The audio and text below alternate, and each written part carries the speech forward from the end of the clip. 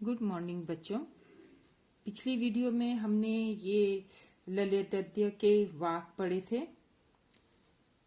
तो आज ये पहला वाक हमने पढ़ा था कि किस तरह से कवयित्री कह रही है कि वो अपने जीवन की नाव को खींच रही हैं और इस मोह माया लोभ लालच के भव सागर से पार होना चाहती है। ठीक है, तो अब ये दूसरा वाक है।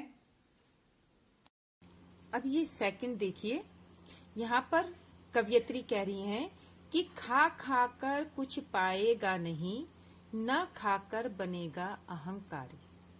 अब यहाँ पे खा खा कर कुछ पाएगा नहीं, अर्थात ईश्वर ने हमें जो कुछ दिया है, भोग विलास की जो वस्तुएं दी हैं, अगर हम इनमें लिप्त हो जाएं, ठीक है, हम कहें कि हम ऐशो आराम की जिंदगी जीना चाहते हैं, महलों में रहते हैं, गाड़ियों में घूमते हैं, अच्छे कपड़े पहनते हैं, इन सबको करके क्या होता है? कुछ प्राप्त होता है?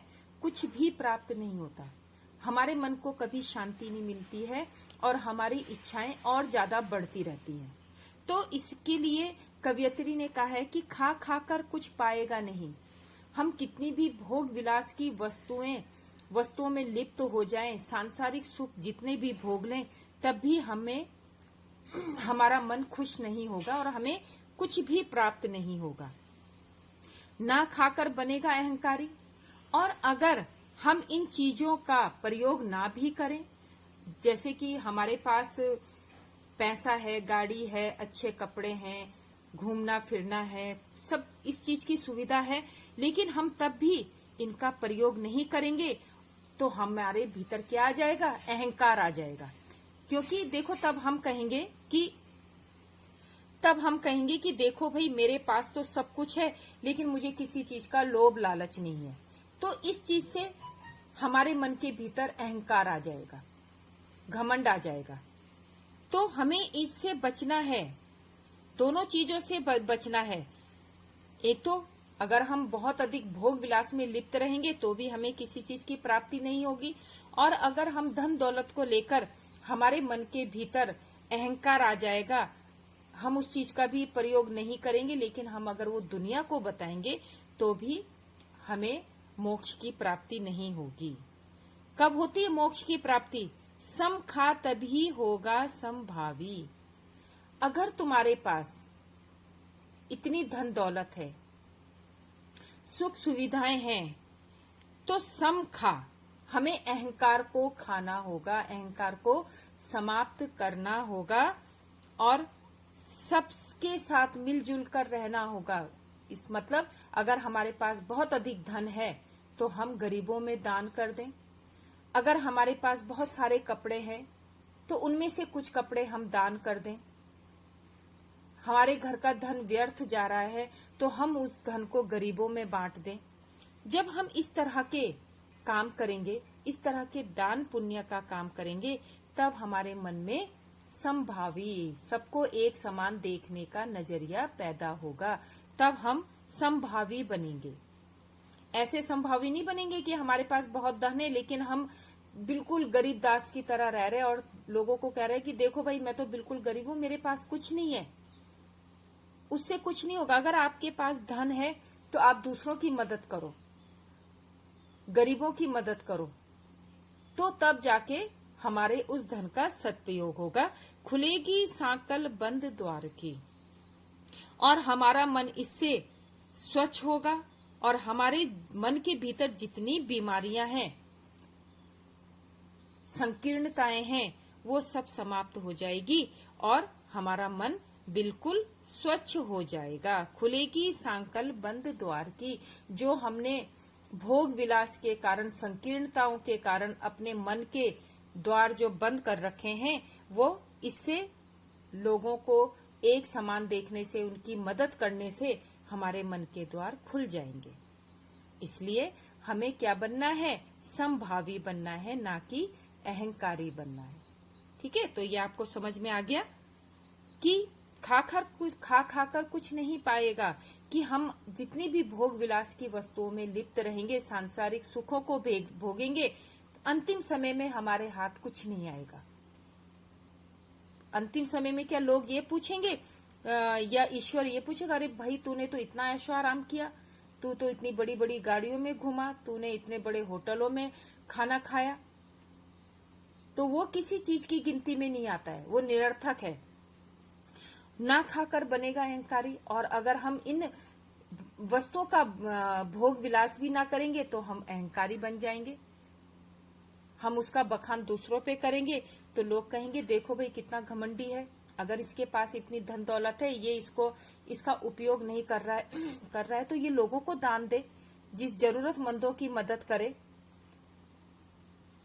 सिर्फ बोलने से कुछ नहीं होता कि हमारे पास धन है लेकिन हम उसका उपयोग नहीं कर रहे, तो उससे भी हमें मोक्ष की प्राप्ति नहीं होती है। मोक्ष की प्राप्ति कब होती है हमें?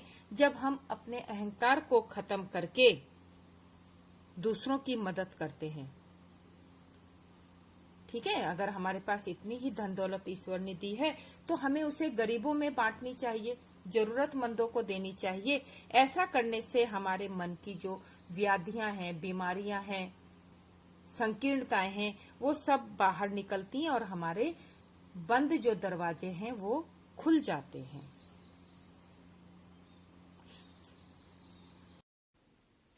अब ये थर्ड देखिए, यहां पर कवियत्री क्या कह रही है। आई सीधी राह से गई न सीधी राह, कि मनुष्य जो है जब जन्म लेता है तो उसके मन में उसके अपने कर्म लिखे रहते हैं कि हमें मनुष्य का जन्म किस लिए लेना है? अच्छाई करने के लिए, लोक सेवा करने के लिए। लेकिन आई सीधी राह से, आते तो हम यही सब सोच के हैं, गई न सीधी राह। लेकिन जब हम इस पृथ्वी पर जन्म ले लेते हैं तो हमारा रास्ता, हम अपना रास्ता भटक जाते हैं। जिस काम से हमने जन्म लिया है वो चीज हमारे दिमाग से हट जाती है। सुषुम सेतु पर खड़ी थी, बीत गया दिन आहा।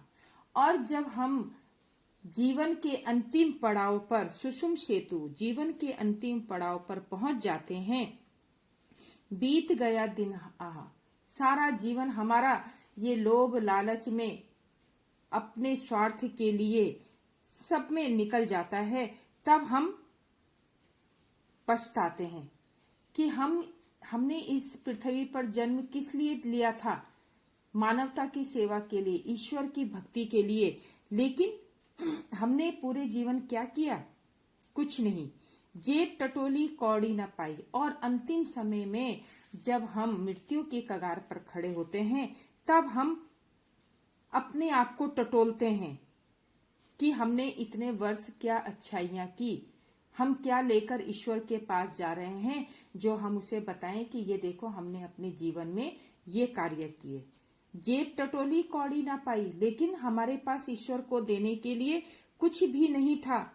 मांझी को दूं क्या उतराई, अब मैं उस ईश्वर को क्या दूंगी जिसने मुझे इस जीवन से पार लगाया है, इस जीवन के भव सागर से मुझे पार लगाया है। तो कहने का मतलब यह है कि कवियत्री कह रही है कि हम इस पृथ्वी पर जन्म लेते हैं अच्छे कर्म करने के लिए, ईश्वर की भक्ति करने के लिए, लेकिन हम अपना रास्ता भटक जाते हैं। ईश्वर की भक्ति दूर दूर तक हमारे पास नहीं रहती और हम अपने जीवन में अपने स्वार्थ के लिए कई बार गलत काम करते हैं, लोभ लालच में फंस जाते हैं। सुषुम सेतु पर खड़ी थी, जब हम अंतिम समय पर अपने जीवन के अंतिम पड़ाव पर खड़े होते हैं, बीत गया दिन आए, तब हम सोचते कि अरे हमारी पूरी जिंदगी कब बीत गई, कैसे बीत गई, पता ही नहीं चला। अब हमें ईश्वर के पास जाना होता है और ईश्वर हमसे पूछेंगे कि भाई जिस काम के लिए मैंने तुम्हें भेजा था क्या तुमने वो काम पूरा किया? जेब टटोली कौड़ी न पाई, लेकिन जब हम अपने आप को टटोलते हैं कि हमने पूरे जीवन में क्या अच्छा कार्य किया, तो हमें उसमें से कुछ भी नहीं दिखाई देता। मांझी को दूं क्या उतराई, अब मैं यही सोच रही हूँ कि अंतिम समय में जब मैं ईश्वर के पास जाऊंगी तो मैं ईश्वर को क्या मुंह दिखाऊंगी कि मैंने अपने जीवन में क्या कर्म किए हैं। अब देखिए इसका जो लास्ट वाक है उसमें कवियत्री कहती हैं, थल थल में बसता है शिव, हर पृथ्वी के हर कण में सिर्फ शिव जी ही विराजमान हैं, ईश्वर ही विराजमान हैं। भेद न कर क्या हिंदू मुसलमान। इसलिए हमें हिंदू और मुसलमान में भेदभाव नहीं करना चाहिए। हम लोग कहते हैं ना कि नहीं ये मंदिर है, ये मस्जिद है, हम इसमें जाएंगे, इसमें नहीं जाएंगे।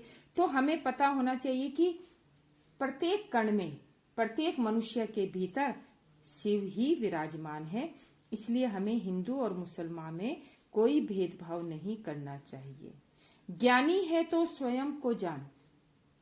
अगर हम ईश्वर को जानना चाहते हैं, हम ज्ञान की प्राप्ति करना चाहते हैं, तो सबसे पहले हमें स्वयं के भीतर झांकना पड़ेगा, खुद को समझना पड़ेगा, अपने मन के मैल को हटाना पड़ेगा, तभी हम ईश्वर की प्राप्ति कर पाएंगे। वही है साहिब से पहचान। और अगर हमने अपने भीतर के मैल को, अपने भीतर मन के जो संकीर्णताएं हम पाले रहते हैं, अगर हम उनको साफ कर लेंगे तो समझो हम ईश्वर को पहचान पाए हैं। हमें पता लग जाएगा कि ईश्वर क्या है। हमें मंदिर मस्जिद में भागने की जरूरत नहीं ईश्वर को पहचानने की, क्योंकि ईश्वर तो स्वयं हमारे भीतर विराजमान है। लेकिन हमारे मन के भीतर इतनी ज्यादा कुटिलताएं भरी हुई हैं, इतनी ज्यादा संकीर्णताएं भरी हैं, इतना लोभ लालच भरा है कि उसके बीच में हम ईश्वर को नहीं पहचान पाते। और अगर हम ये सब चीजें अपने मन से हटा दें तो हमें साहिब ईश्वर की पहचान हो जाएगी।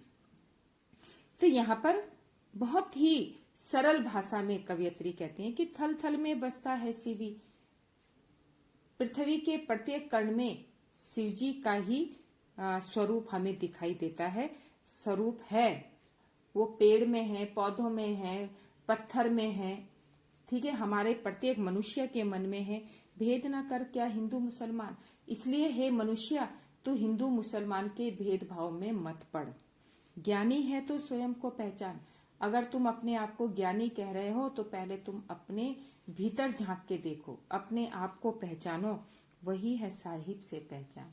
तो हमें ईश्वर की पहचान हो जाएगी। हम तब, अगर जब हमें ज्ञान की प्राप्ति हो जाएगी तो हम कभी हिंदू मुसलमान का राग नहीं गाएंगे। तो ये इस तरह से बहुत ही अच्छे ढंग से कवयित्री ने ईश्वर प्राप्ति का मार्ग बताया है। और बच्चों, जो ये इसकी व्याख्या है, इसको आपने फेयर नोटबुक में करना है। और इसके बाद तब मैं ये क्वेश्चन आंसर दूंगी जो आप ये वर्कशीट में करोगे। Thank you.